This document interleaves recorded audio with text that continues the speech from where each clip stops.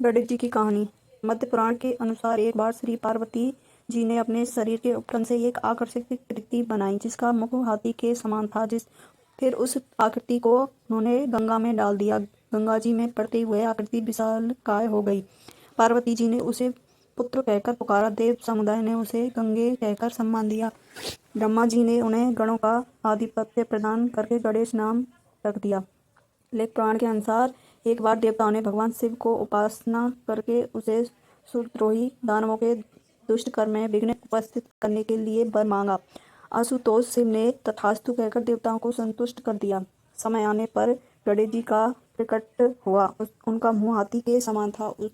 उनके एक हाथ में त्रिशूल और दूसरे हाथ में पासा था। देवताओं ने पुष्टि वृष्टि करते हुए गजानन के चरणों में बार बार प्रणाम किया। भगवान शिव ने गणेश जी को दैत्यों के कार्यों में विघ्न उपस्थिति करके देवताओं और ब्राह्मणों का उपकार करने का आदेश दिया। इसी तरह ब्रह्मा वैवर्त पुराण, स्कंद पुराण तथा शिव पुराण में भी भगवान गणेश जी के अवतार की भिन्न भिन्न कथाएं मिलती हैं। प्रजापति ब्रह्मार्य की रिद्धि सिद्धि नामक दो कथाएं गणेश जी की पत्नियां हैं। सिद्धि से शुभ और रिद्धि से लाभ नाम के दो कल्याणकारी पुत्र हैं। गणेश चालीसा में वर्णित है। एक बार पार्वती माता ने विलक्षण पुत्र प्राप्ति हेतु बड़ा तप किया। जब यज्ञ पूरा हुआ तब श्री गणेश ब्राह्मण का रूप धर के पहुंचे। अतिथि मानकर माता पार्वती ने उनका सत्कार किया।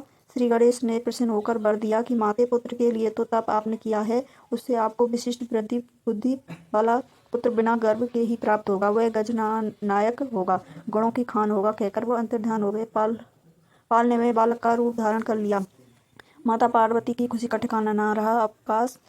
आकाश से फूलों की वर्षा होने लगी। भव्य उत्सव मनाए जाने लगा। चारों दिशाओं में से देवी देवता विलक्षण पार्वती नंदन को देखने पहुंचे। शनिदेव भी पहुंचे, लेकिन अपने दृष्ट अवगुण की वजह से बालक के सामने जाने से बचने लगे। माता पार्वती ने आग्रह किया कि क्या शनिदेव को उसका पुत्र प्राप्ति अच्छी नहीं लगी। संकोच के साथ शनिदेव सुंदर बालक को देखने पहुंचे, लेकिन यह क्या, शनिदेव की नजर पड़ते ही बालक का सिर आकाश में उड़ गया। माता पार्वती विलप्त करने लगी। कैलाश में हाहाकार मच गया। इस तरह यही चर्चा होने लगी कि शनि ने पार्वती पुत्र का नाश किया है। तुरंत भगवान विष्णु ने गरुड़देव को आदेश दिया कि जो भी पहला प्राणी नजर आए उसका सिर काट कर ले आओ। उन्हें रास्ते में सबसे पहले हाथी मिला।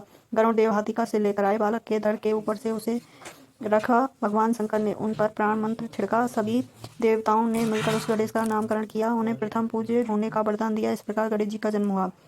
वराह पुराण के अनुसार भगवान शिव पंच तत्वों से बड़ी तत्कालता से गणेश जी का निर्माण करने लगे। इस कारण गणेश अत्यंत रूपवान और वशिष्ठ बन रहे थे। आकर्षण का केंद्र बन जाने के वजह से सारे देवी देवताओं में खलबली मच गई। इस भय को भाप शिव जी ने बालक गणेश जी का पेट बड़ा कर दिया और सिर को गज का रूप दे दिया।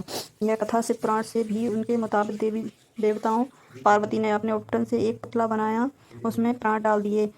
उन्होंने इस प्राणी को द्वारपाल बना दिया, बैठा दिया और किसी को भी अंदर न जाने का आदेश देते हुए स्नान करने चली गई। संयोग से इसी दौरान भगवान शिव वहां आ गए। उन्होंने अंदर आना चाहा, लेकिन बालक गणेश ने रोक दिया।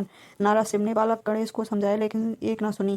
क्रोध शिव जी ने त्रिशूल से गणेश जी का सिर काट दिया। पार्वती को जब पता चला कि शिव ने गणेश का सिर काट दिया है तो वो कुपित हुई और पार्वती की नाराजगी दूर करने के लिए शिव ने गणेश के धड़ पर हाथी का मस्तक लगाकर जीवन दान दे दिया। तभी से शिव जी ने उन्हें तमाम सामर्थ्य और शक्ति प्रदान करते हुए प्रथम पूज्य गुणों का देवता बनाया। जय Shri Ganesh. Please like subscribe करें।